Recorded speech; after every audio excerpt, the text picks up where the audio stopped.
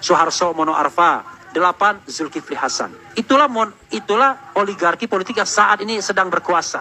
Kenapa? Karena mereka berkoalisi dalam kekuasaan dengan penguasaan 82% kursi DPR. Artinya ibu-ibu dan bapak-bapak sekalian, kalau mereka solid, tidak akan ada pemilihan presiden. Nanti bilang, tapi kan Undang-Undang Nomor 7 Tahun 2017 mengatakan bahwa yang namanya calon tidak boleh diborong semua partai politiknya. Kan gitu? Boleh. Memang Undang-Undang Partai Politik, Undang-Undang Pemilu mengatakan bahwa koalisi partai politik tidak boleh memborong semua partai politik yang mengakibatkan tidak ada calon kedua. Maka, gampang itu barang. Tinggal belah dua aja. Dari 7 partai yang sekarang ini di istana, belah dua aja tinggal. Maka calon pertama, calon paket A, seperti fast food kan saya bilang. Calon yang kedua, paket B. Siapapun yang menang, kita-kita juga. Kira-kira begitu. Maka tidak ada yang namanya a genuine election. A genuine presidential election, nggak ada. Tidak ada pemilihan presiden yang sesungguhnya. Dan ini inkonstitusional. Saya mengatakan hal yang benar, bukan hal yang mengagitasi. Nah sekarang, ibu-ibu dan bapak-bapak sekalian, kalau ke depan 2024 diterapkan lagi presidensial threshold, maka ada satu hal yang bahaya. Apa itu? Kalau koalisi istana atau koalisi oligarki ini, jadi oligarki itu ada dua, oligarki politik sama oligarki bisnis. Yang di depan kita, oligarki politik. Okay? Oligarki politik hari ini adalah 1. Joko Widodo, oligarki politik. 2. Megawati Soekarno Putri. 3. Prabowo Subianto. 4. Erlangga Hartarto. 5. Surya Paloh. 6. Muhaimin Iskandar. 7. Suharto Mono Arfa. 8. Zulkifli Hasan. Itulah oligarki politik yang saat ini sedang berkuasa. Kenapa? Karena mereka berkoalisi dalam kekuasaan dengan penguasaan 82% kursi DPR. Artinya ibu-ibu dan bapak-bapak sekalian, kalau mereka solid, tidak akan ada... Tapi Harun ini pinbo, bro. You know pinbo? Pintar-pintar bodoh. Atau pinbo, pintar-pintar boon. Ya, kalau dalam bahasa Al-Quran, innahu kana zoluman jahula, manusia yang zolim dan bodoh dan zolim lah. Kada Harun, orang-orang yang punya hati yang kotor, pikiran yang kotor, lisan yang kotor, perbuatan yang kotor. Kalau yang kayak ginian mah bro, bukan oligarki, tetapi rasionalitas politik. Karena politik itu seperti bisnis. Politik itu seperti bisnis. Apa itu bisnis? Suatu kegiatan untuk mengambil keuntungan sebesar-besarnya. Jika dirasa menguntungkan, akan ada kerjasama. Jika dirasa tidak ada keuntungan, tidak akan ada kerjasama. Seperti itu juga dengan politik. Kalau dirasa menguntungkan, akan ada kerjasama, akan ada koalisi.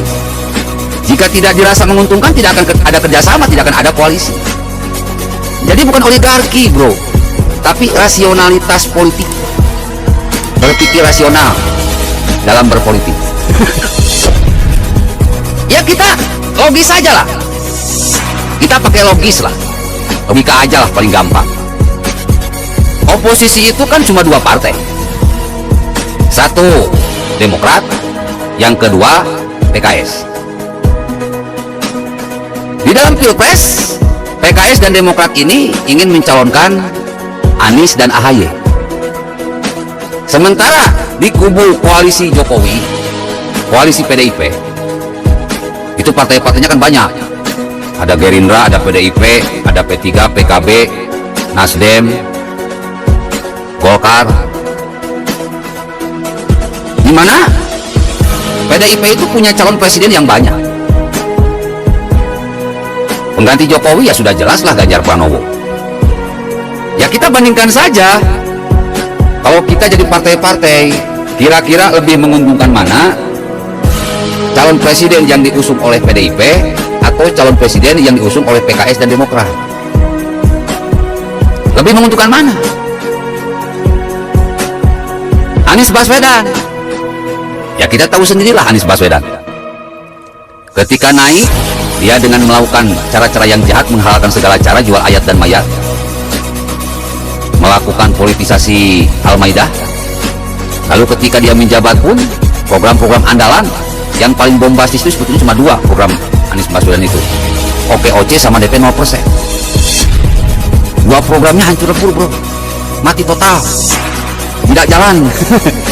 Cuma bohong doang, belum yang lain-lainnya.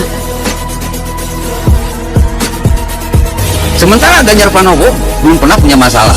Kebetulan satu partai dengan PDIP, karakternya sama dengan Jokowi, dan juga selalu merajai survei. Sementara Anies itu kan selalu posisi ketiga, kalau Ganjar Pranowo selalu posisi pertama dalam setiap survei.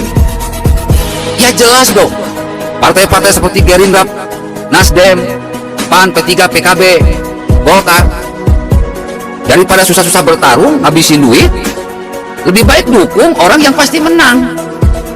Karena kalau dilawan pun Ganjar Pranowo pasti menang. Dukungan sama dia ini sangat banyak.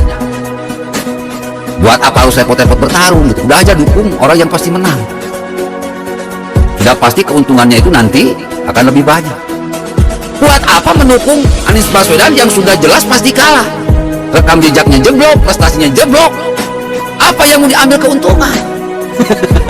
Apa ya yang bisa diambil untung dari seorang Anies Baswedan? Ini bukan oligarki, tapi ini rasionalitas politik. Dengan suara dari PKS dan Demokrat yang di bawah 20%, sudah jelas dong, sudah pasti dong, Anies Baswedan tidak bisa nyalonin presiden. Kalau tidak ada calon, terus siapa yang bisa melawan Ganjar Pranowo? Ya nggak ada. Kalau nggak ada gimana? Kalau nggak ada lawan gimana? Ya sudah, nggak ada pilpres, tunjuk langsung aja Ganjar Pranowo. Apa susahnya? Daripada buang-buang duit. Ini rasionalitas politik bro, bukan oligarki. Assalamualaikum warahmatullahi wabarakatuh.